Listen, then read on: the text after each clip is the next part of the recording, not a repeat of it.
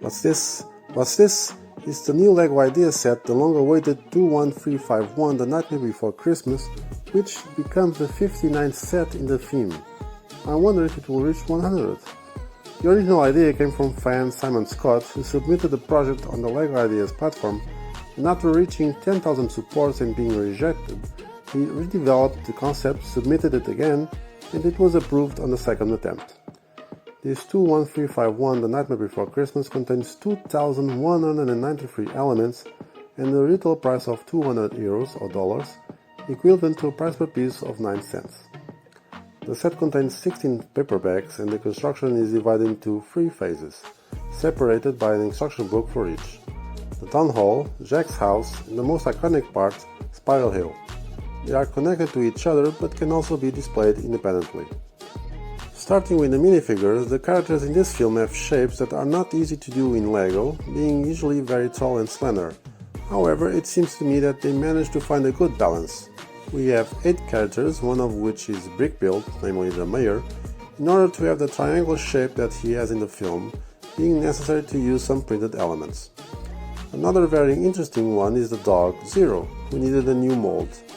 Then we have Jack and Sally, 2 figures that had already appeared in collectible minifigures, but with new prints and elements here. Jack's bow is different, since the previous mold no longer existed, but the difference is very subtle. Jack has large legs like the Avatar figures and is the only one that does not have a double face. Sally also has new prints and has a different hair compared to the collectible series figure. We have Santa with new prints, including a sublime lollipop detail glued to the back, and finally Lock, Shock and Barrel with short legs and a simple torso with no prints, with the exception of Barrel. Shock has one of the new skirts and a witch hat. Moving on to the construction, it is divided into 3 areas, just like Simon's original project, with an instruction book for each. This way, at least 3 people can build the set simultaneously. The first is the Town Hall, and we start with a bathtub that our 3 minions used to carry Santa Claus after his kidnapping. This is all in snot, with skeleton legs being used as supports. The City Hall is made in a modular form, with the different floors being easily removable. Below, a higher area allows you to include some props and Easter eggs, with a spoon, a bowl of soup, and a jar, an allusion to the moment when Sally tricked Dr. Finkelstein.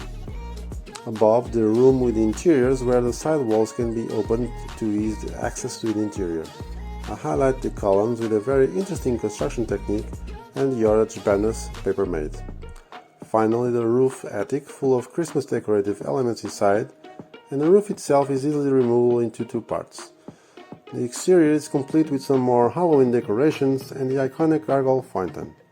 Here you'll be able to have fun placing many 1x1 round plates.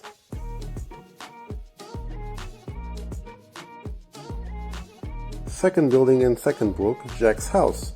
Here there is a significant difference into the original idea with a reduction in size. This was due to a matter of stability and ensuring that it was an accessible build for all fans, even the ones less experienced. And of course the price. Maintaining the proportions of the original house would make the set way more expensive. However, from what I remember of the film, I believe that only the staircase was actually much bigger. And regarding the house, I think only the roof had a more pointed shape. The construction style is similar to the Town Hall, being divided into 3 models. The base with the staircase, the entrance with a door that reveals the Christmas tree, the walls here also open outwards to ease the access to the interior, and the same happens on the first floor, which contains several accessories: a binocular, books, a desk with a picture of Jack dressed as Santa Claus, and a chalkboard with Jack's plan. Here there's a reference to the fan with the S for Simon Scott. There is also a compartment with the attic, with several Christmas and Halloween decorations, and the roof has a technique very similar to that of the Town Hall, but with the 2 sides fitting perfectly together. Also noteworthy is the chimney, completely unbalanced. The exterior has many details, with the emphasis on the wall and gate, with 2 gargoyles on the pillars. Note the 2 trees in the sets with a very interesting and realistic technique, which allows them to move their branches very easily. Finally, the most iconic part, Spiral Hill.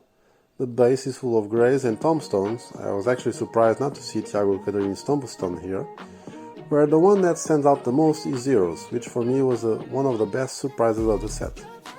Then we started to build the hill vertically, which was later finished by placing a structure at the front to hide some gaps. When the set was announced, this section was in fact one that generated the most interest. How would it be represented? A brick-built moon? Light bricks? The solution was an element made of thick paper with a brighter color in a circular shape to simulate the moon, and for me it works very well. It is worth mentioning that the original version did not have a moon, at least physically. Finally, two notes. The configuration of the set with 3 sections that can be displayed randomly or even individually, but with a docking system allowing them to be placed in order to show on the box. And second, with the presence of César Soares, a Portuguese LEGO designer and one of my favorite ones who was responsible for this set, along Laura Perron. In conclusion, this was without a doubt one of the best sets I've built in recent times. It has everything you want in a set like this. Excellent construction experience, playability, great piece of display, good figures, and parts that can easily be integrated into mocks. Even the set's theme, the pieces can also be used to build Batman mocks.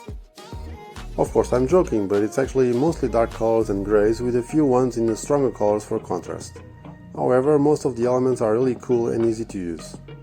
I love the construction from start to finish, and apart from one or two more time-consuming and repetitive parts, the set is very enjoyable to build without much difficulty, especially because many buyers of it may not have much experience.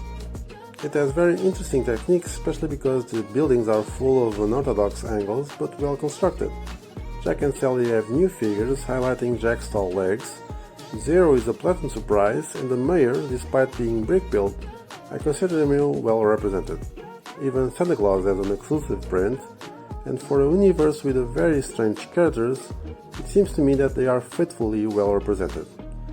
The set could have only Spire Hill, which would be practically perfect.